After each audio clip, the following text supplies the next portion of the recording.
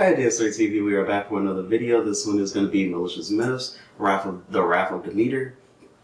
Excuse me. And, yeah. This is going to be a really good one. It's with Red, from Sarcastic Productions. And, yeah, we are going to have a glorious time with this video. So, yeah, subscribe to the channel if you want to see me eat, some really hot sauce. I'm going to try the Hot Ones hot sauce at 10K. At 10K subscribers. Don't really know how happy I'm about that, but yeah. Also, subscribe to my Twitch. Follow my Twitch. You can also subscribe if you want to, help me out a little bit. But yeah, and it should be in the link in the description down below. It's twitch.tv/DianaGoddess, and yeah. So it's gonna be a really good thing. Oh, I forgot to put this away. I'll just put it here. But yeah, let's get into it. And also, you can comment videos that you want me to react to in the comment section down below. And yeah, let's get into it and play. There are a lot of stories with environmental messages. There's been a bit of an uptick since the advent of man-made climate change gave us a whole new form of species-wide guilt to sublimate through storytelling, but the concept of man versus nature is a tale as old as time, and the moral element of nature good, or at least not to be messed with, is just as old. Modern environmental narratives tend to focus more on how important it is to protect nature and how terrible it is to harm it on a widespread scale, but a lot of those stories...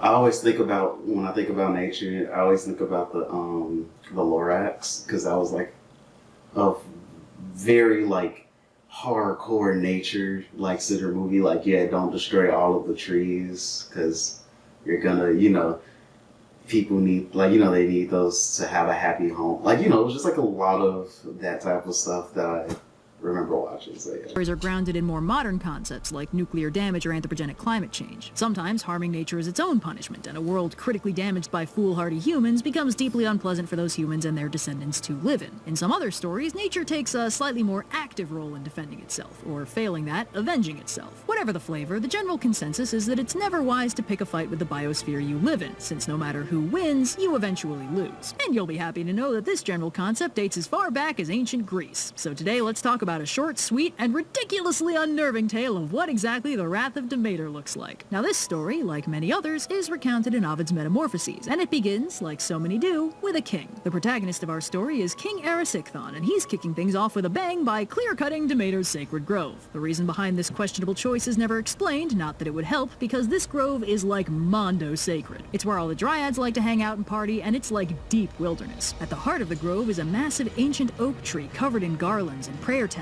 and a big flashing neon sign that says "Do not kill." Also, this might be an obscure reference I just thought about.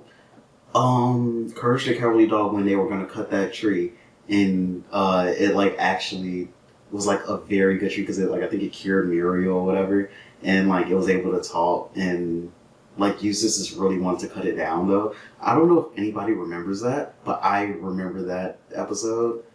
I've been watching Courage the Cowardly Dog a lot lately. I have HBO Max, so that's probably why. But yeah. Erysichthon's workers aren't exactly jazzed about the thought of knocking it down, so Erysichthon grabs an axe and forges in to do it himself, and further paints a target on his back by loudly declaring that not only is he going to cut down this tree, he'd do the same thing even if that tree was Demeter herself. At the first strike of the axe, the tree starts bleeding, which Erysichthon takes as a great sign and keeps chopping. Right before the tree gives up the ghost, it speaks and tells the assembled mortals that it is in fact a dryad, beloved by Demeter herself, and Erysichthon's ass is proverbially grass. The tree dies, the people move on, and the dryads, who saw the whole thing, book it to Demeter to fill her in. Now, Demeter's none too pleased about the loss of her sacred... She is that calm mad that you just don't want to piss off anymore. Grove and her favorite dryad, so she spends some time mulling over what exactly to do to this idiot and settles on a particularly unsettling plan. She sends a nymph up to the frozen, barren wastelands of northern Scythia to transmit a message to Lemos, the goddess of starvation, whose nature is so antithetical to Demeter that they literally physically can't get near each other. The nymph quickly tells Lemos that Demeter's asked her to inflict a curse on King Erysichthon, and then the nymph books it before Lemos's divine vibes can starve her skeletal. Lemos is always down for a little mischief, so she heads over to Erysichthon's palace, slips in at night, and super casually inflicts him with the curse curse of eternal hunger. Then she heads home to put on the new season of Bake Off while Erisicthon dreams of magnificent feasts and wakes up absolutely ravenous. Now, as king, Erisicthon has plenty of access to delicious foods of all varieties, but no matter how much he eats, he's never satisfied, and in fact just gets more hungry the more he consumes. In desperation to buy more and more food, he ends up draining his treasury and selling off his possessions. He even ends up selling his daughter Mestra, who's none too pleased about her new situation and calls in a favor from Poseidon as payback for him deflowering her back in the day, which as we all know by now happened with alarming frequency. And Poseidon evidently feels real bad about this one because he grants her the power of full-on shapeshifting, which she uses to escape. Erisicthon sees this as a golden opportunity and makes a pretty solid racket out of selling his daughter over and over again while she uses her shapeshifting to escape every time. But of course this does nothing to help with the actual curse, and eventually Erisicthon is so overwhelmed with his ravenous hunger that he just fully eats himself alive. Practical takeaway from this whole debacle? Hell if I know, but this is definitely the anecdote Demeter likes to tell when Hades comes over for family dinner and That makes sense. Honestly, that's probably a nice thing for her to tell Hades and Persephone. game night. I see trees. I love that Limos and Demeter are bros. How many gods have such a healthy work relationship with their divine antithesis?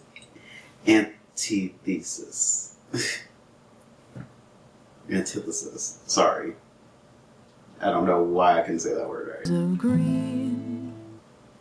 Ovid doesn't explore her perspective, but like Mestra had to be a willing participant in the scam after that first one, right? She was a full-blown man, X-Man. It's not like Ariston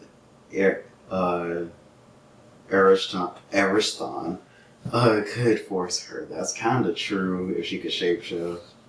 Red roses. All things considered, very supportive of her to help out her dad like that. I wanted to use cherry pie for the ending, but I like this a lot better. I see him blue. That's a good song. Yeah, I'm gonna say, yeah, One Wonderful World is actually a really good song to play. Too bad I probably can't listen to it because it's probably gonna get copyrighted. Yeah. Talk to you guys in the next video, and subscribe to the channel. Get to 2,000 subscribers. I will put myself in pain and eat the hot ones, have the hot ones hot sauce and taste that. So yeah, and that'll be like a whole his own video, but it'll be a fun ride. So talk to you guys in the next video, and peace.